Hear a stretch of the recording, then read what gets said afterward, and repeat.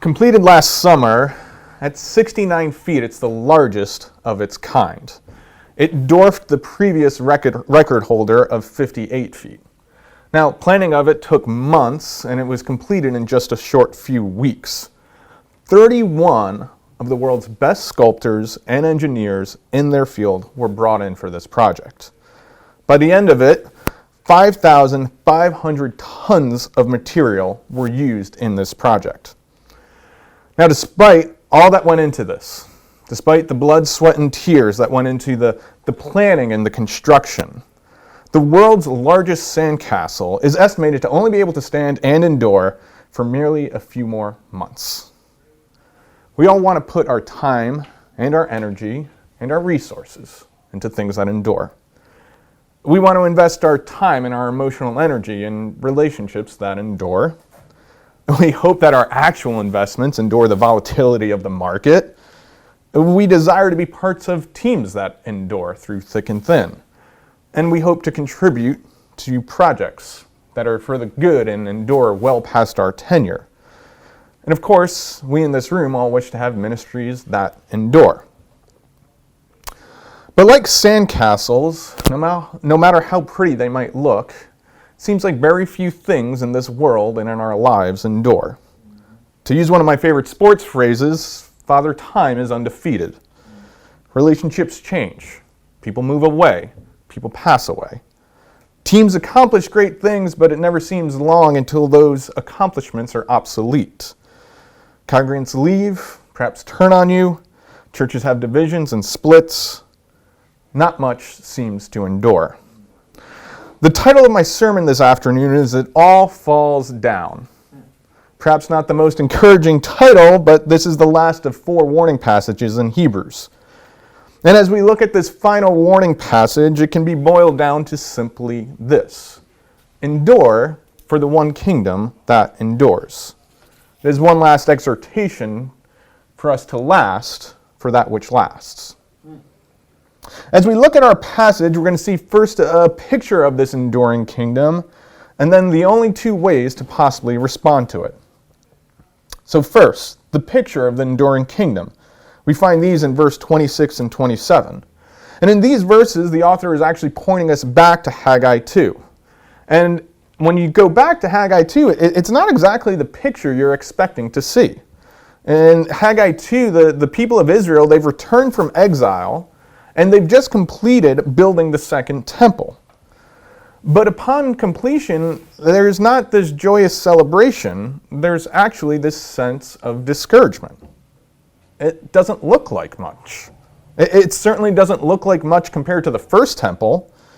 And it would seem that this defeat that they've incurred from the Babylonians way back when has still had lasting impact.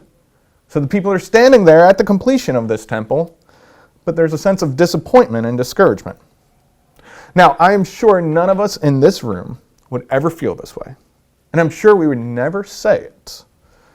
But do you ever find yourself discouraged?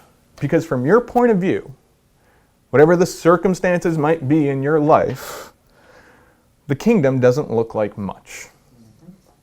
The attacks that seem to rage against the kingdom at times feel like knockdown blows. We see the name of Christ dragged through media and society because of the moral failings of Christian organizations. Or we have to watch the abuse of some Christian leaders to those that are under their care. There are moments that would be very easy to look at the kingdom and be discouraged. We might have to witness and navigate the division and splits that are antithetical to Christian love. And when ministry doesn't seem fruitful, when the sheep seem to be biting one another and you more than anything else, can be easy to be discouraged.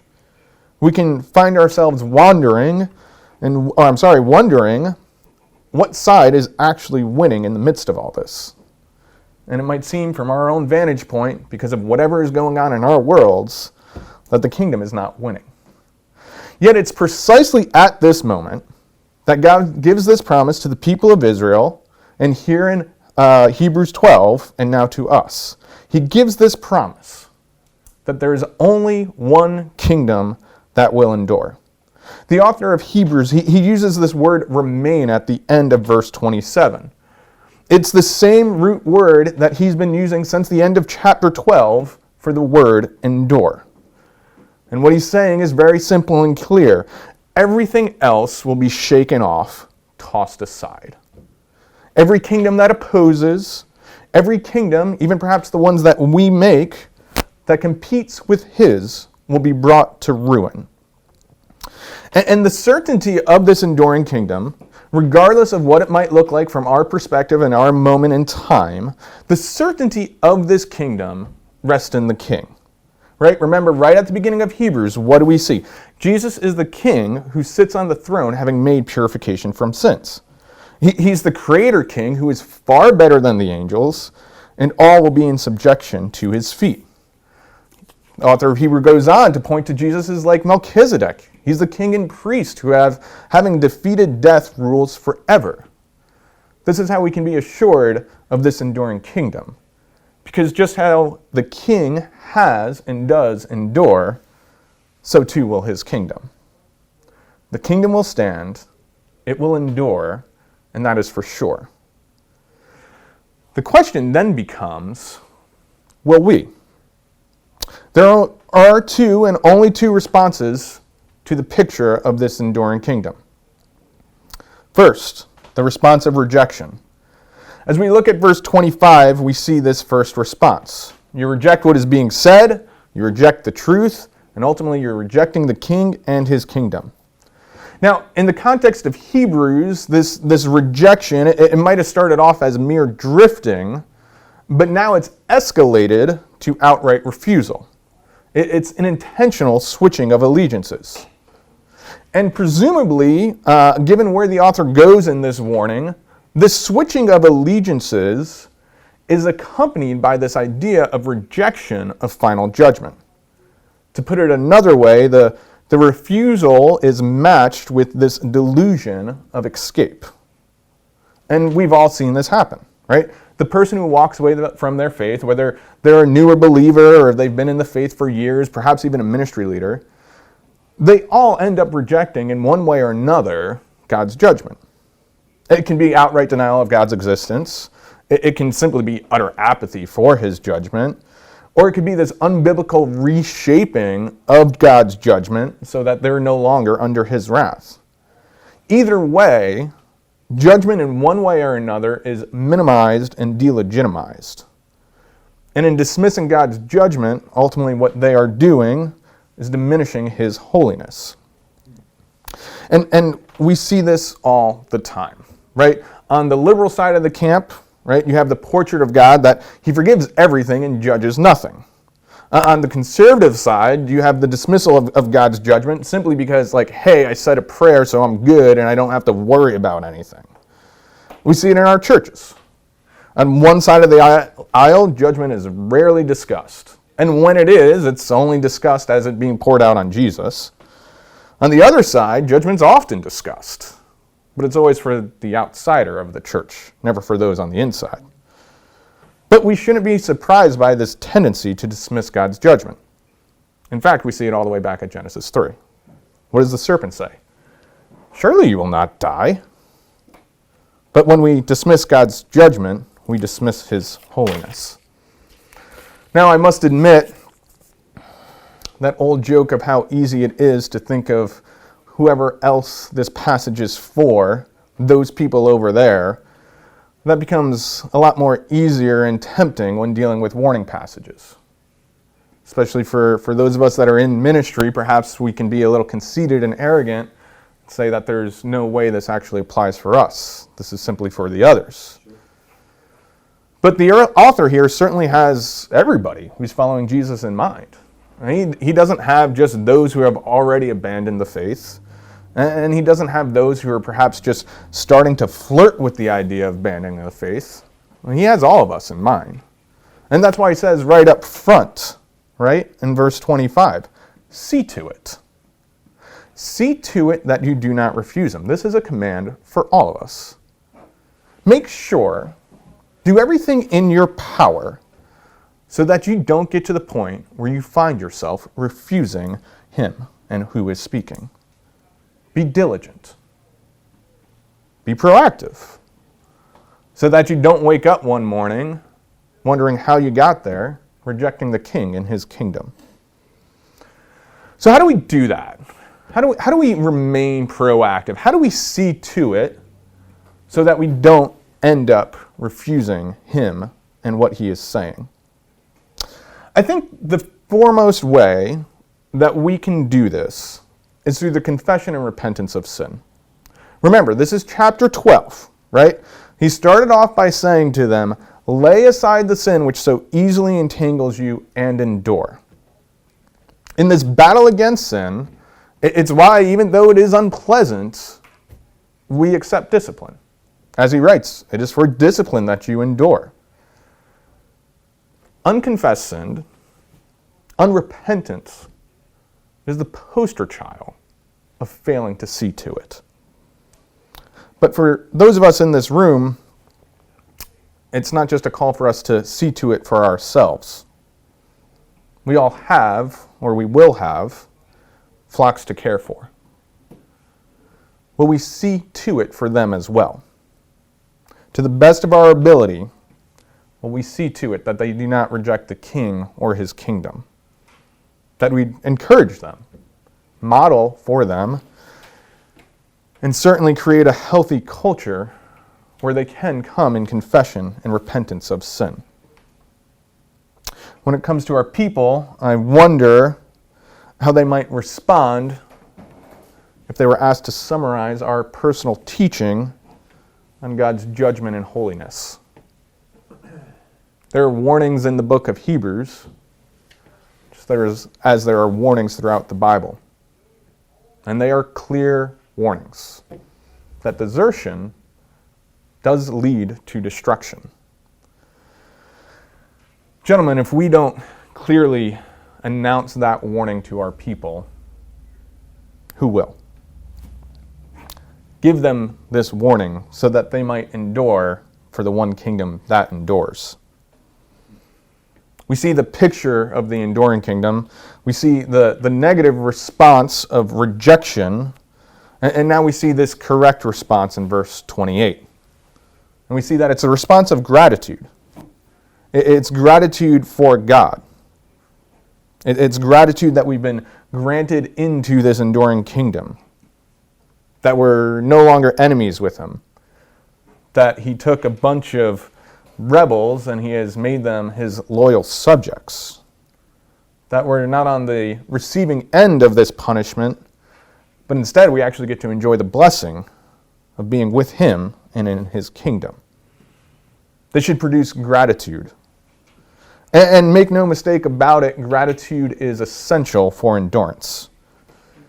If we lose sight of what we received, if somehow it becomes commonplace or trite, if over the years the dispositions of our hearts become one of entitlement rather than thankfulness, over time our faith will fade.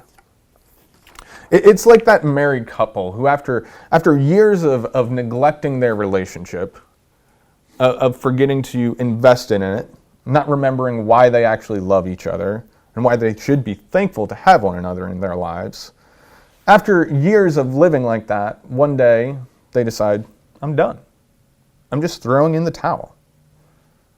Because they didn't go back to what made it special, to why they had reason to celebrate and be grateful for their partner. And like marriage, enduring in faith is hard. It takes work and effort.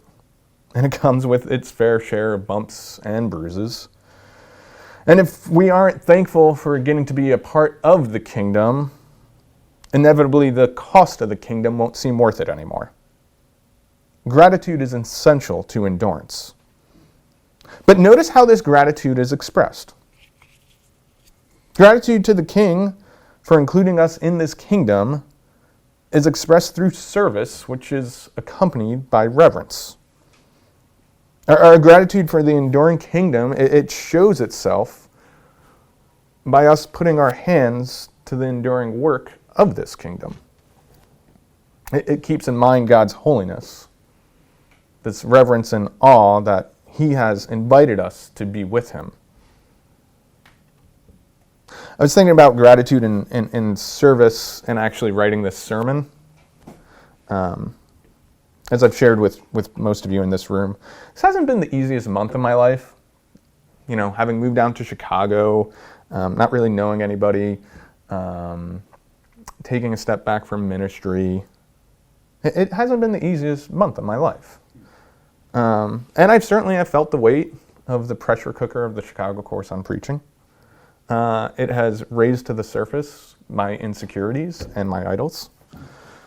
And I can honestly say that this has been one of the hardest months of my service, even though I'm not in vocational ministry right now. Yet I'm convinced, and I'm convicted, that my serving through doing worksheets and writing sermons has to come from a place of gratitude. If it's coming from a place of fear and insecurity, I won't make it. It has to come from a place of gratitude. I wonder where parts of your service might be coming from other than gratitude. Maybe, like me, it is a place of fear. Perhaps it's bitterness, that you are upset that you have to do this. Maybe it's just joyless duty. I don't know, but what I do know is if we don't see to it to set our hearts and minds on this idea of gratitude, we're not going to endure the course on Chicago preaching, let alone ministry in this journey of faith. Serve for what endures. And do it as an expression of your gratitude.